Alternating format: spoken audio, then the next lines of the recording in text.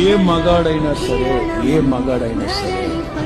ఒకటే చెప్తున్నా, కట్నం అనేది నీ డబ్బులు కాదు, వాళ్ళ నాన్న కష్టార్జితం. వాళ్ళ నాన్న కష్టార్జితం తీసుకొచ్చి నువ్వు ఊరేగడం ఏంటి? నువ్వు పెళ్లి చేసుకో. అంతగా డబ్బు లేనాడు పెళ్లి మానుకో, ఆడంబరాలు మానుకో. దమ్ బిర్యానీ పెట్టాలనుకున్నావా? మానే, పులిహోర పెట్టు, లేకపోతే పిండా కూడి పెట్టు. అడిగేది ఎవడరా నిన్ను? పెళ్లికి వచ్చిన ఎవరు నీ ₹1,00,00,000 ఇచ్చేసి వెళ్తాడా? ఆడపిల్లను బాగా చూసుకోలేనివాడు పశువుతో సమానం.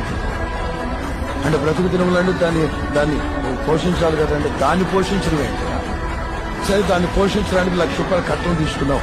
70 ఏళ్ల పాటు నీకు బట్టలకి అన్నం పెట్టి నీ కాలు నొక్కి నీ పిల్లలు కానీ నీ ఇల్లు చేస్తే మరి అమ్మాయికి జీతం మరి ఎన్ని కోట్లు ఇవ్వాలి? ఎన్ని కోట్లు ఇస్తే రుణం తీర్చుకోగలవు?